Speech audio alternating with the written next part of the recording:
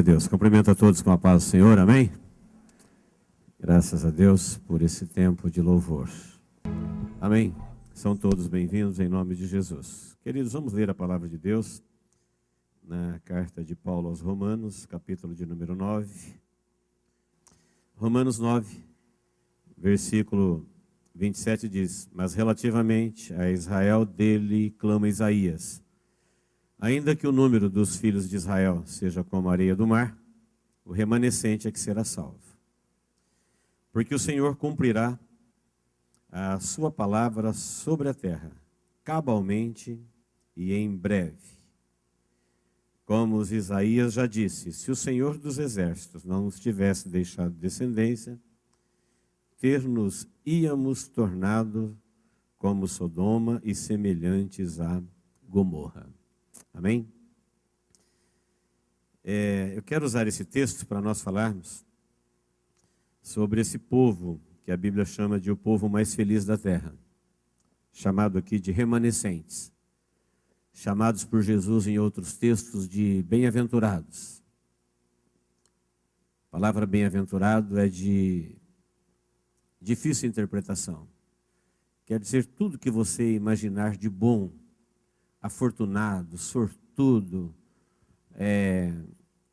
uma pessoa que tudo aconteceu para ele, bem-aventurado do ponto de, quando Deus olha para alguém e diz, olha, esse é um bem-aventurado, falta-nos adjetivos para dizer o que está implícito aí nesse termo, bem-aventurado.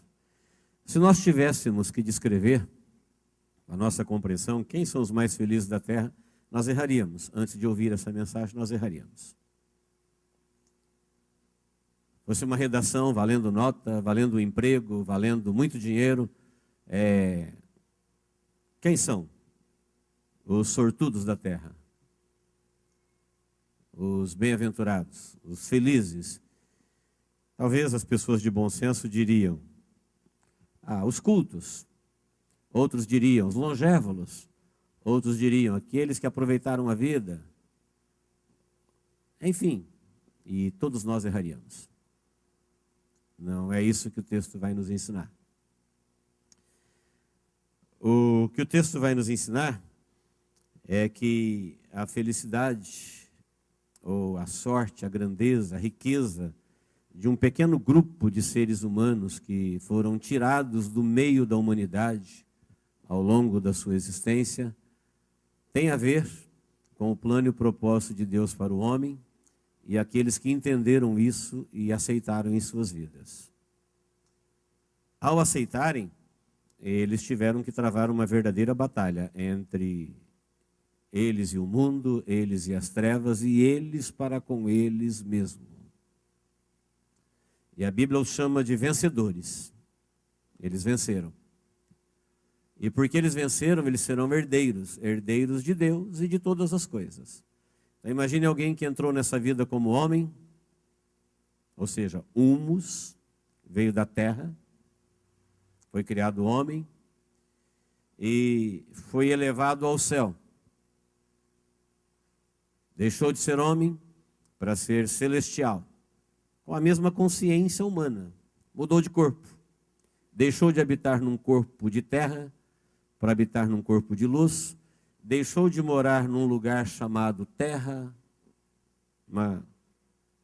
um grão no universo, para habitar nos céus dos céus, deixou de pertencer a uma família humana para pertencer à família de Deus.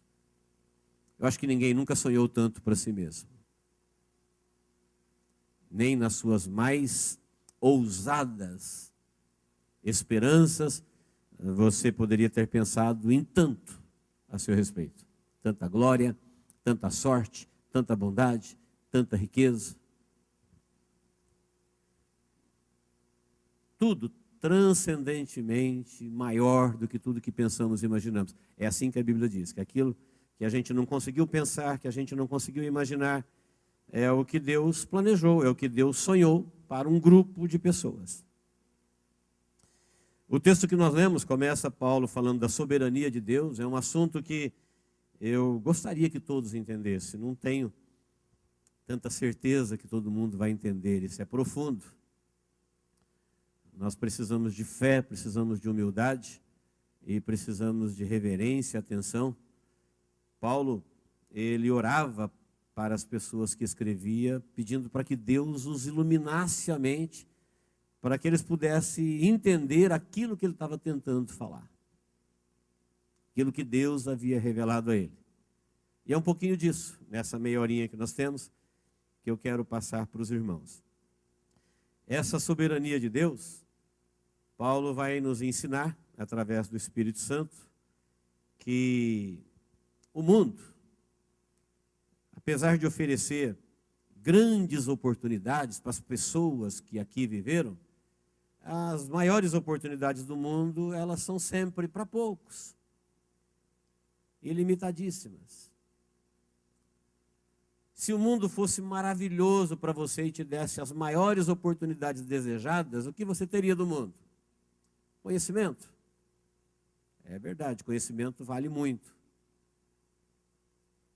Mas todo conhecimento que o mundo oferece não chega no fim da fila, é para poucos. Quem me entendeu, diga amém. O mundo faz proezas hoje na área da saúde. É verdade. É maravilhoso a gente saber o que o homem faz em prol do próprio homem na área da saúde, mas isso é para poucos. Não chega para todos. É por um tempo. Enfim, as coisas, as riquezas do mundo. Olha, alguém que tem riquezas neste mundo, ele consegue muitas coisas, mas as grandes riquezas do mundo não é para todos também. É para poucos. Então, isso que eu chamo de grandes coisas no mundo, a Bíblia chama de coisas insignificantes. Além de ser pequenas, temporárias, passageiras, elas ainda são para poucos, ainda que são desejadas por todos. Mas elas não são para todos. As coisas boas que o mundo consegue produzir, elas não chegarão para todo mundo, elas chegarão para poucos. Mas todos as desejarão. Quando Paulo diz que os filhos de Abraão, que é a nação que Deus formou para ele, que Deus disse para Abraão, esse povo vai ser meu povo e eu serei o seu Deus, eu serei a sua herança, eu serei o seu grandíssimo galardão. Paulo diz, apesar dos filhos de Abraão terem se multiplicado e se tornado como a areia do mar, salvos mesmo vencedores, foi um remanescente. Foi um grupinho pequeno. A maioria se perdeu. Onde eles se perderam? Exatamente nessas coisas que o mundo oferece, as grandezas do mundo. Seus deuses, seus valores, suas riquezas. Essas coisas que a Bíblia chama de, que o mundo chama de grande, que a Bíblia chama de pequeno.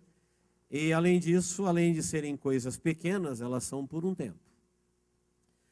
O entendimento que nós temos do texto é que Deus já avisou de antemão que a grande salvação que Ele proporciona para a humanidade em Cristo Jesus, ela será recebida por um pequeno grupo, chamado de remanescente, de os felizardos, os que terão da fonte da água da vida, os que terão seus nomes escritos no livro da vida, os que viverão com Deus e participarão da família de Deus para sempre. Aí eu te convido a pensar comigo. Se Deus, sendo Deus onipotente, onipresente, onisciente,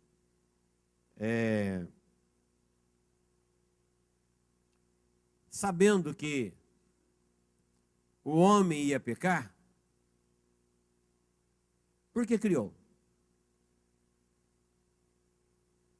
Essa terra linda, se Deus, antes de criar, já anunciou a sua destruição, por que criou?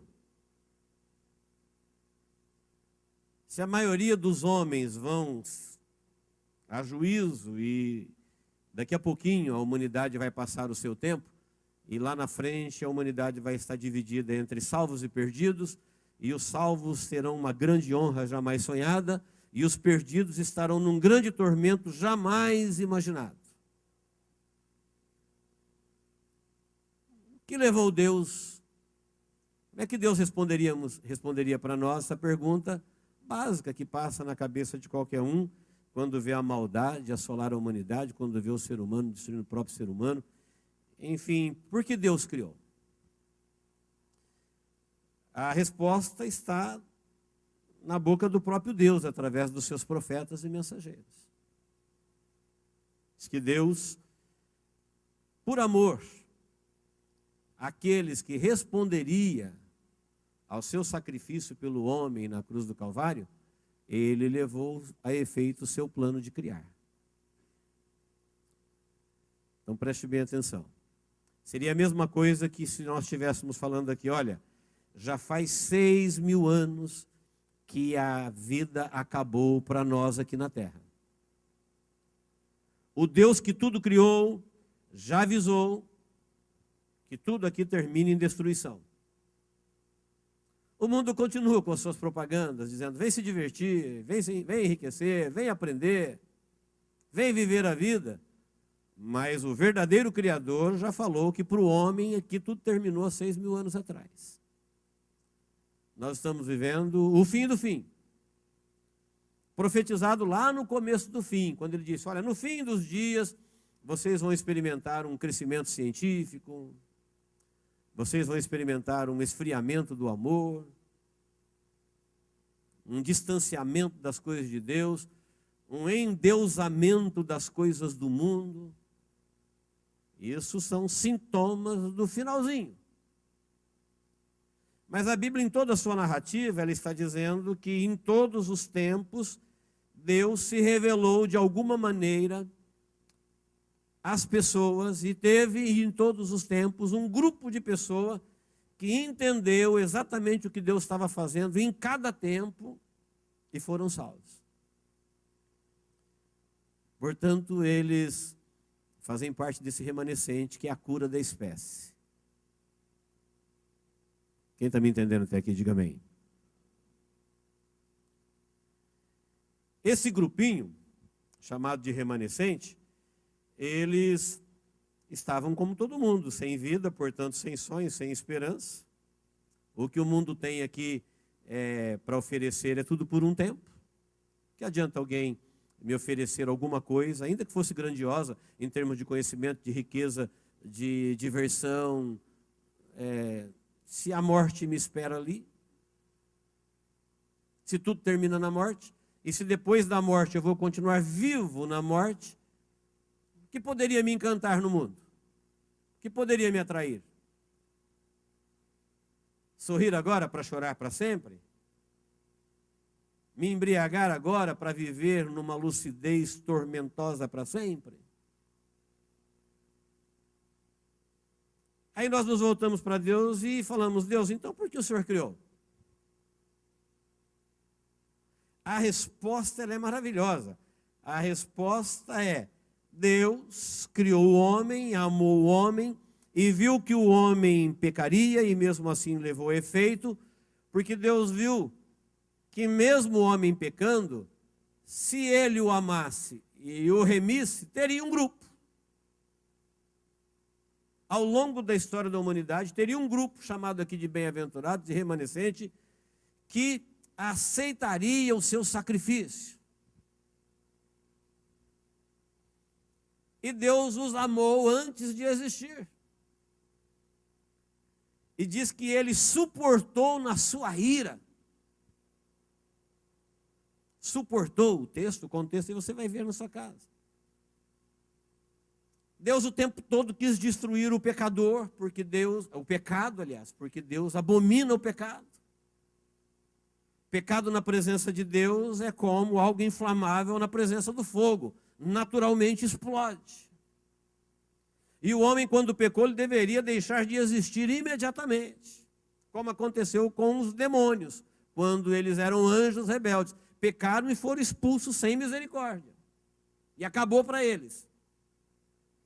Deus acabou para eles. E Deus é a vida. Portanto, eles viverão na morte. No lago de fogo, onde haverá pranto, choro e ranger de dentes para sempre. Foi o fim. E no princípio, quando Deus Pai, Filho, Espírito Santo, e não sabemos mais quem, talvez criaturas celestiais, quando Deus diz, vou fazer o homem, a resposta seria, mas ele vai pecar, e quando ele pecar, ele vai ser destruído. E se ele for destruído, por que criar? Por que não evitar essa tragédia? A resposta está na Bíblia, quando diz que Deus criou, amou o que criou, e disse, se nós o salvarmos,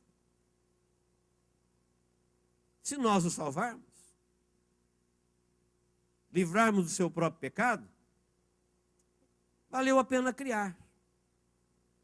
Mas será que a humanidade responderá a essa salvação? Ou eles continuarão firmes na proposta de Lúcifer, que disse que Deus deveria ser desobedecido e o homem deveria fazer na terra um projeto de vida do qual Deus não devesse fazer parte? Ou seja, Deus nos cria, Ele nos banca, Ele nos sustenta, a gente vive para ofendê-lo e Ele não tem direito na nossa vida. Que absurdo! Deus vai aceitar isso? Aceitou.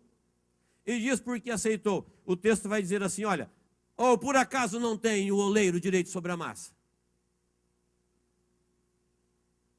Para a gente entender, ele não está falando do oleiro, está falando de Deus. Se Deus aceitou se humanizar e morrer por mim na cruz do Calvário, dizendo assim, olha, eu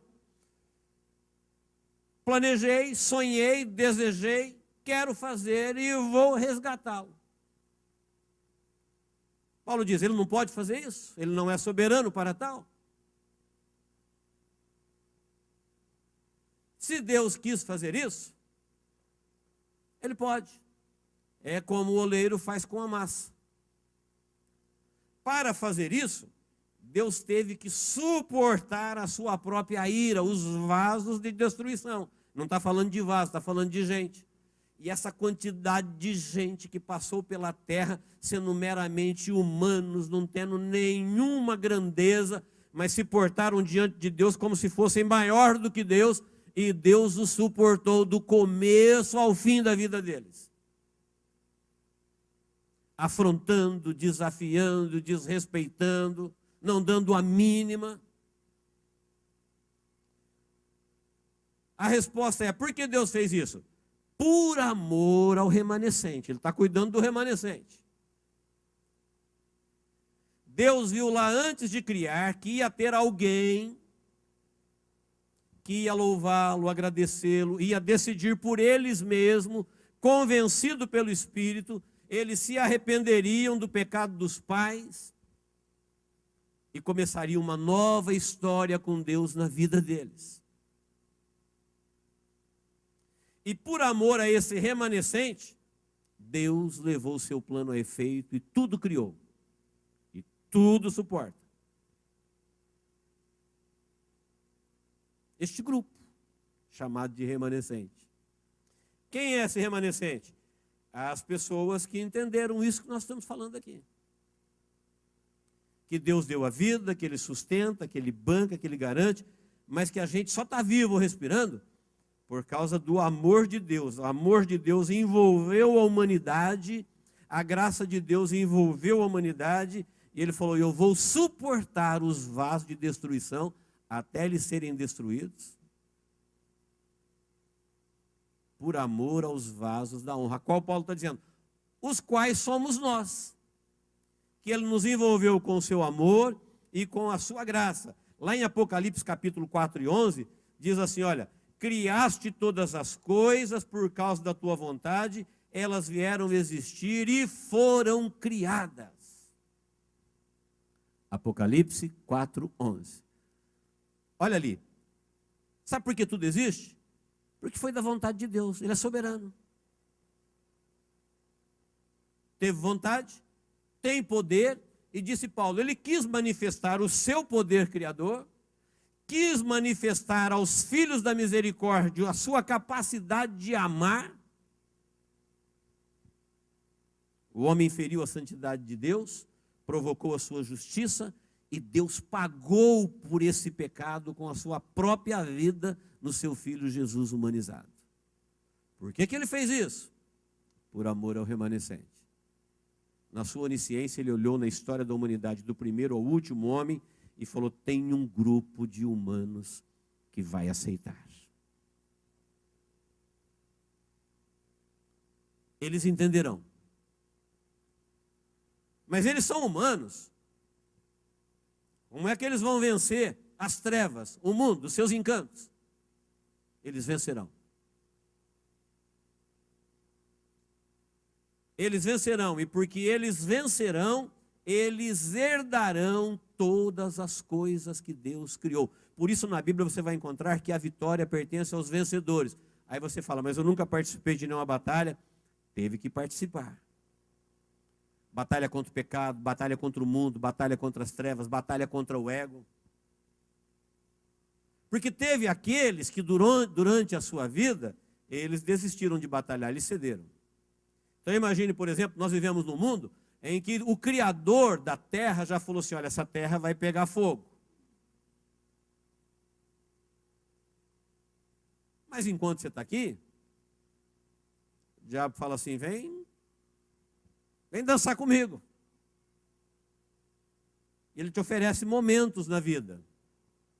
Para isso você perderá a sua vida. E tem pessoas que dizem para Deus assim: olha, eu não consigo crer que o Senhor é verdadeiro, que o Senhor é grande, que o Senhor é bom, que o Senhor é amoroso, portanto eu vou viver a vida. Como o Judas, que viveu pertinho de Jesus e aprendeu tudo que Jesus ensinou, mas ele não ia conseguir viver sem 30 moedas de prata. Ele foi lá e traiu o Salvador. E Jesus disse: por que ele fez isso? Porque o diabo encheu o teu coração. Quem está me ouvindo, diga amém. Queridos, olha o que o mundo tem para oferecer e olha o que Deus fez por um mero ser humano. Se esta salvação pertencesse aos homens, ninguém poderia pagar o preço. Porque aquilo que o mundo produz de bom é para poucos, é só para quem pode. É só para quem está no topo. Conhecimento, a saúde, a moradia, a proteção, o remédio, as coisas boas que o mundo produz, que são temporárias, são as coisas mais sonhadas. Sabe por que somos infelizes? Porque nós nos frustramos com as nossas próprias limitações. A infelicidade tem a ver com a minha frustração com o meu desempenho pessoal, com o meu desempenho familiar, com o meu desempenho social, com o desânimo, com as fragilidades. Por isso que a gente se frustra. Porque a gente esquece o propósito de Deus. Você esquece do que você é herdeiro, você esquece como que Deus já pensou. Como é que alguém tão sonhado, tão desejado, tão valorizado e com promessas de ser elevado a uma posição acima dos anjos, pode viver triste?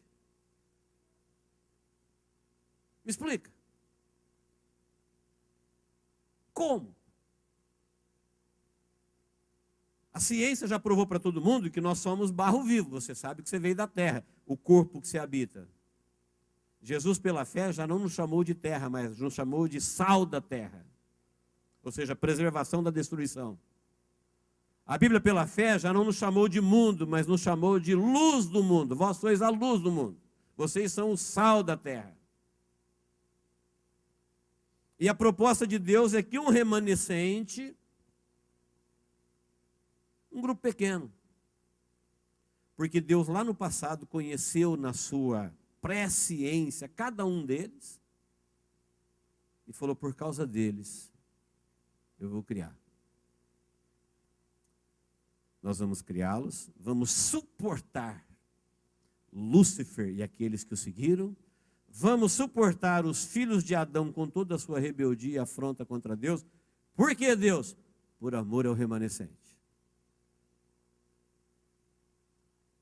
Lá na frente, você vai ver a Bíblia falando já, quem nunca ouviu isso, porque não leu a Bíblia, que essa terra será destruída e existirá uma nova terra. Será a terceira terra. Qual foi a primeira? A primeira, aquela de Gênesis 1:1, que Deus criou a terra dos dinossauros, a terra reino mineral, a terra habitada por anjos, onde não tinha homem. Ela é a primeira terra. Qual é a segunda? A segunda é essa que nós habitamos, não nesse estado que está, no estado que está lá em Gênesis, quando Deus, no primeiro dia, criou a luz cósmica e fez separação entre luz e trevas, e criou as águas e fez separação entre águas de cima e águas de baixo, e foi criando todas as coisas, e no sexto dia ele cria o homem e abençoa o homem, e coloca o homem aqui como governador das coisas que é dele. Se eu te perguntasse para você, quais são as pessoas mais ricas da terra? A resposta da Bíblia é, aqueles que nada possuem. Isso é um trocadilho, pastor? É uma ironia? Não, é verdade. A nossa frustração tem muito a ver com posse. E a posse é um engano do mundo. Porque, na verdade, nós somos a posse. E a posse não possui. Quem possui é o possuidor. E quem possui todas as coisas é Deus. Portanto, nós somos dele. Ele é a garantia da nossa existência. É ele que cuida da minha provisão, da minha sustentação, da minha vida, da minha respiração. Eu nada possuo, eu só administro. Foi o que o homem fez para o homem. Foi o que Deus fez para o homem fazer. Falou, você governa. Todas as coisas que nós chamamos de nossa, na verdade o que nós temos é direitos de administração. A gente não possui nada. E você já sabe disso, que você veio sem nada e vai sem nada. Mas durante o tempo em que nós estamos governando, quer seja uma bicicleta ou uma grande fortuna, você só é administrador. Se você tentar falar é meu, isso vai te levar para longe da realidade. Porque nem quando a terra era caótica, Deus a abandonou. Fala que a terra era caótica, sem forma e vazia, mas o Espírito de Deus pairava sobre a face das águas. Ele nunca deu a terra para ninguém. E nunca deu a vida de ninguém para ninguém. Tudo é dele. Portanto, nós não possuímos, nós somos a posse. Ele nos possui. Ele é o pastor e nós somos ovelha. E ovelha não possui nada. A ovelha ela é possuída, ela tem dono, ela tem senhor, ela tem criador, ela tem Deus. Mas na proposta do diabo para Adão, ele falou assim, não, vocês vão ser vossos próprios deuses. E aí a humanidade embarcou nessa e está todo mundo achando que tem alguma coisa. E a gente passa por aqui, e tudo que você chamou de é meu fica aqui, você vai embora. Tudo que você pensou que você possuía fica aqui, você vai embora. A gente sabe disso. O privilégio, queridos, que Paulo está dizendo aqui, é que ele é soberano, ele tem direito, ele quis fazer. Essa palavra ele quis, foi da vontade dele, por isso ele criou. Está dizendo assim, olha, Deus quis você. Deus me quis. Não tinha a menor necessidade da gente. Como eu disse sexta-feira, ele poderia fazer como a gente faz com um sulfite, quando a gente rasura, amassar e jogar no lixo, e escrever outro. Como ele havia dito para Moisés, Moisés, esse povo é rebelde, eu mato eles e faço outro povo de você. Não preciso deles. Amassa e joga fora. Mas o texto diz que foi da vontade de Deus. Sendo poderoso, sendo grandioso em amor, ele falou, não, eu vou criá-los e vou salvá-los, e para salvá-los eu vou sustentar na minha ira o resto. Chegará o dia deles. Por que o senhor vai sofrer tanto assim pelo homem? Porque Deus quis ter no céu uma família chamada de Deus, porque Ele é o Pai, Jesus é o irmão e nele nós fomos adotados, fazemos parte da família de Deus, e essa família existirá por toda a eternidade, oriundos da humanidade na era chamada cristã. Salvos em Cristo Jesus. Quem está me entendendo, diga amém. É claro que muita gente vai dizer para Deus: não, eu não posso perder as oportunidades que o mundo está me dando. Rejeitando as oportunidades de Deus e correndo atrás das oportunidades do mundo. O que o mundo tem para oferecer? Algumas coisinhas básicas, passageiras, por um pouco de tempo, que tudo termina na morte e todo mundo vai embora daqui. Se fosse por esses, Deus não teria criado, a gente não tinha vindo nem à existência. É o que Paulo falou assim: olha, se Deus não tivesse visto em nós que havia possibilidade de deixar descendência, ele teria feito conosco como fez com Sodoma e Gomorra. Cinzas. Quem é essa descendência? É um grupo de pessoas que entenderam o que Deus estava fazendo pela humanidade quando criou o homem, e que consegue ver num mundo de tanta maldade, onde o diabo desfila seu poder e sua capacidade o tempo todo, não somente no mundo, mas na vida das pessoas, mas eles conseguiram ver Deus na sua grandeza, na natureza, no seu poder, na experiência, na conversão, no livro que é a Bíblia, no Salvador que é Jesus, na história da própria humanidade, os heróis de verdade. É só a gente pensar. Nós temos um livro que Deus escreveu este livro através dos próprios homens. Quem já estudou por um único dia a composição da Bíblia, sabe, sem sombra de dúvidas, que a Bíblia é impossível ser produto da mente humana, até mesmo na época da ciência modernizada. Imagina na época que ela foi escrita. Hoje, se nós pegássemos 40 autores e separássemos uns dos outros, eles não conseguiriam escrever uma Bíblia, com toda tecnologia. É um livro de Deus que não envelhece, custa menos que um lanche, que todas as suas profecias estão se cumprindo debaixo dos nossos olhos, e o que está profetizado se cumprirá. E Deus não esconde de ninguém que daqui a pouquinho a humanidade vai estar dividida entre salvos e perdidos, e que tem um remanescente que vai fazer o inverso do que fizeram os anjos que serviam a Deus e se rebelaram contra Deus e seguiram Lúcifer e foram expulsos do céu e foram para os ares, virão para a terra, irão para o abismo e irão para o lago de fogo. Criados em relativa perfeição, viverão em eterna destruição. Tem um remanescente da humanidade que foram criados de humus, do sopro de Deus no barro, e foram elevados à posição de sal, depois de luz, depois terão um corpo glorificado e farão parte da família de Deus e viverão numa honra acima das hostes angelicais. E habitarão o céu. Tem gente trocando isso, porque eles não conseguem ter alegria nas coisas de Deus. Eles olham para as coisas de Deus e falam: lá no mundo é mais divertido, então vai para a diversão do mundo.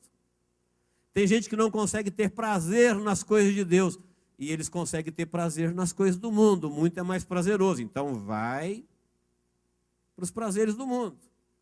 Tem gente que não consegue crer em Deus, eles acham que Deus não é confiável, então eles vão crer em deuses, em ídolos, em historinhas, em contos. Tem gente que não consegue seguir os exemplos dos heróis de verdade. Quem são os heróis de verdade? As pessoas que receberam de Deus um chamado e enfrentaram tudo e todos e serviram de modelo, como Abraão, Isaac, Jacó, Elias, Daniel, Moisés e outros. São os heróis de verdade. Imagine Abraão saindo da sua parentela e indo para um lugar que Deus ia lhe mostrar.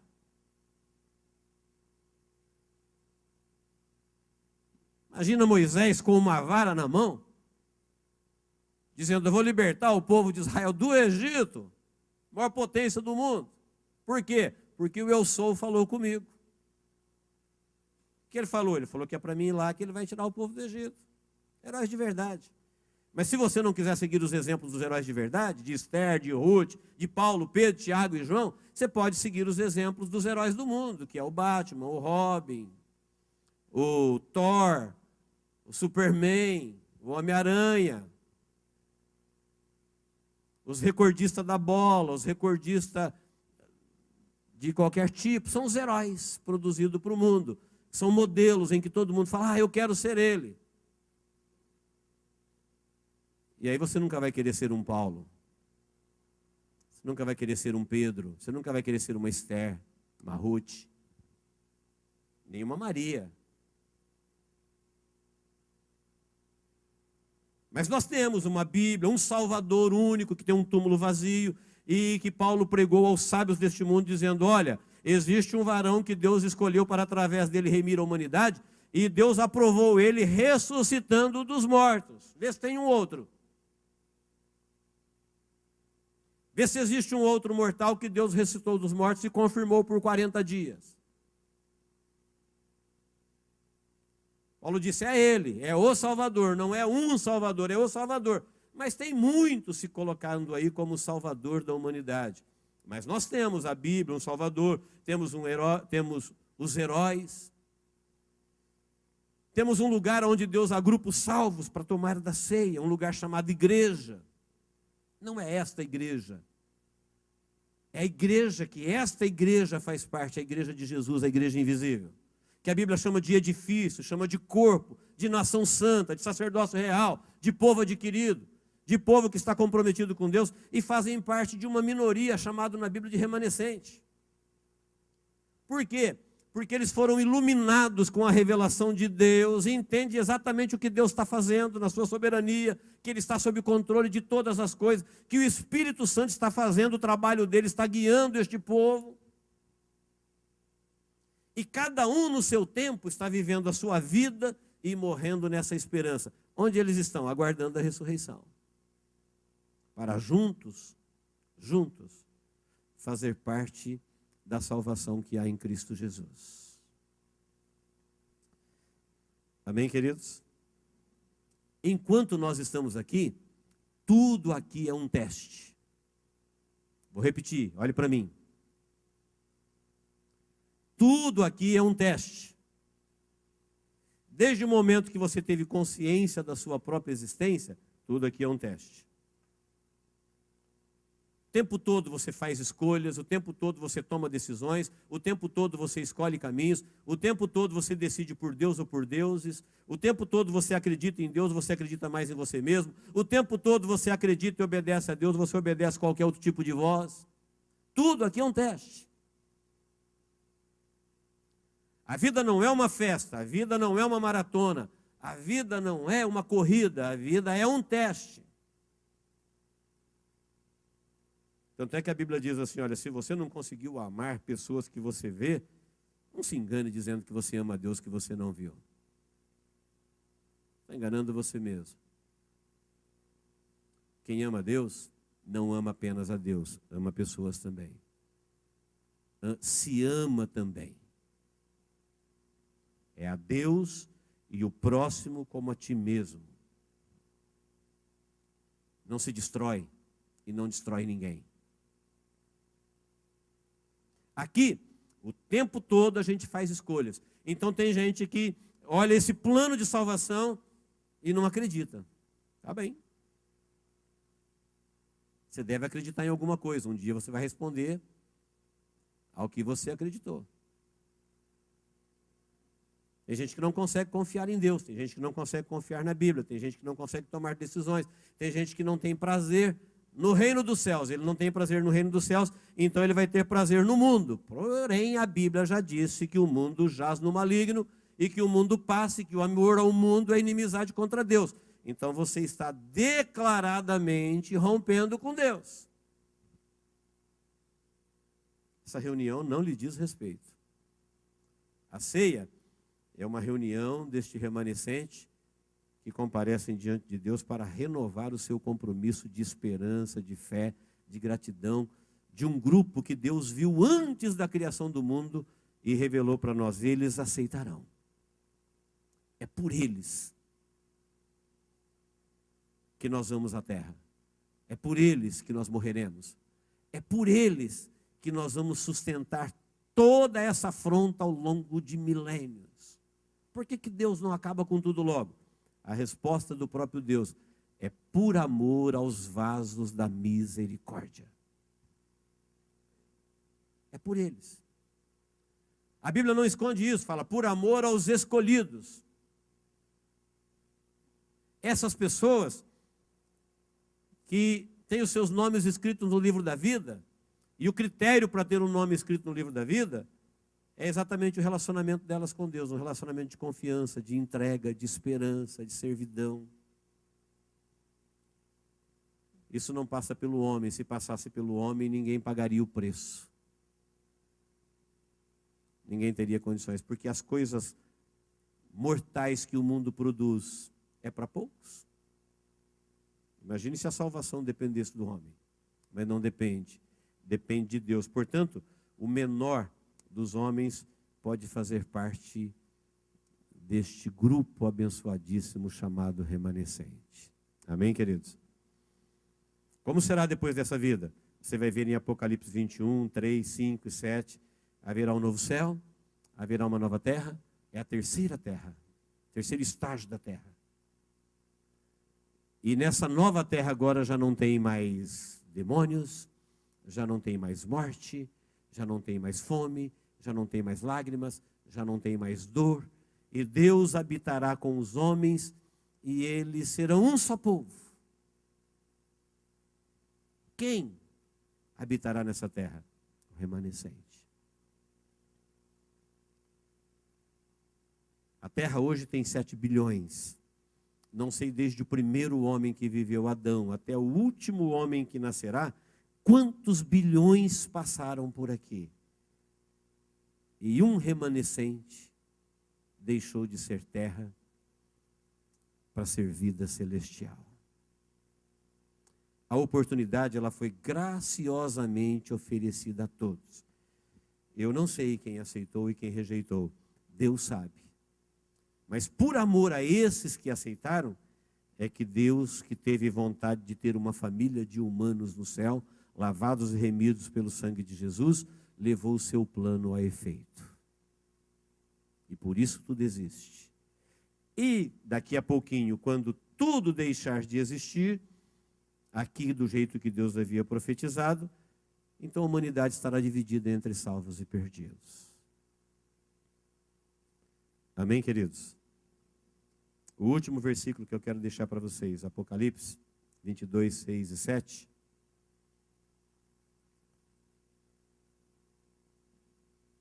Diz assim, olha aqui. E disse-me ainda, estas palavras são fiéis e verdadeiras, o Senhor Deus dos espíritos dos profetas enviou seu anjo para mostrar aos seus servos as coisas que em breve vão acontecer. Apocalipse 22, versículo 6. E o 7 diz assim, eis que venho sem demora, bem-aventurado aquele que guarda as palavras da profecia deste livro.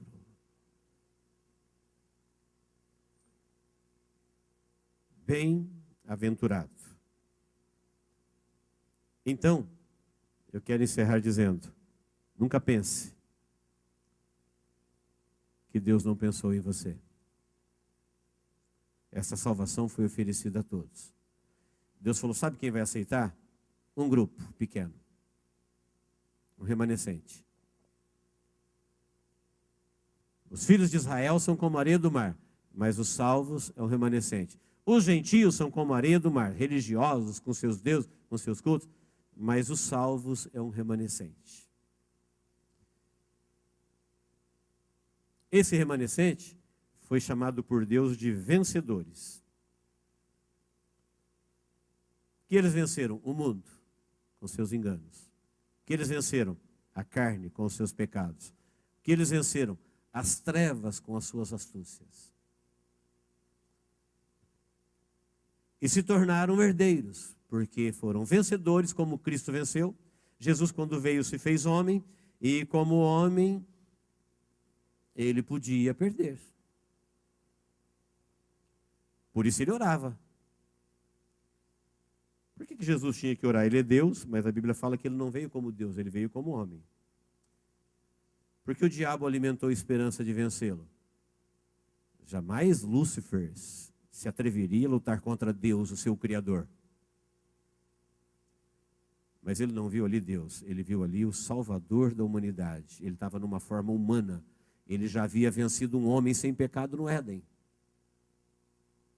Ele alimentou a esperança de vencê-lo, mas Jesus venceu. E porque ele venceu, todas as coisas que Deus criou e seria destruída se ele não viesse, Deus então agora as sujeitou a ele, porque ele as venceu. E ele venceu para formar vencedores. E eu e você temos que vencer. Quando o mundo me oferecer os seus prazeres, eu tenho que dizer para o mundo: não, eu entendo que eu tenho que viver como os anjos fiéis, que tem todo o seu prazer na lei do Senhor. Quando o mundo me oferecer os seus valores, eu tenho que dizer para ele que os valores de Deus para mim valem mais. O que o mundo pode me dar, há mais do que o que Deus já me deu. Se ele pensou em mim antes da minha existência. Se ele me salvou antes da minha existência. Em quem nós confiaríamos mais? Então, queridos, nós precisamos vencer. Não confie na religiosidade. Não confie por fazer parte de Israel. Não confie por fazer parte de aqueles que compraram uma Bíblia, que foram na igreja. É um remanescente que Deus chama de corpo de Jesus, que o Espírito Santo de Deus habita neles, que eles estão alinhados, que eles estão vivendo uma vida de íntima comunhão. Existe um grande amor de Deus manifestado no coração deles, e este amor foi percebido por essas pessoas que também correspondem a este amor de Deus e vivem nessa esperança, vivem nessa perspectiva.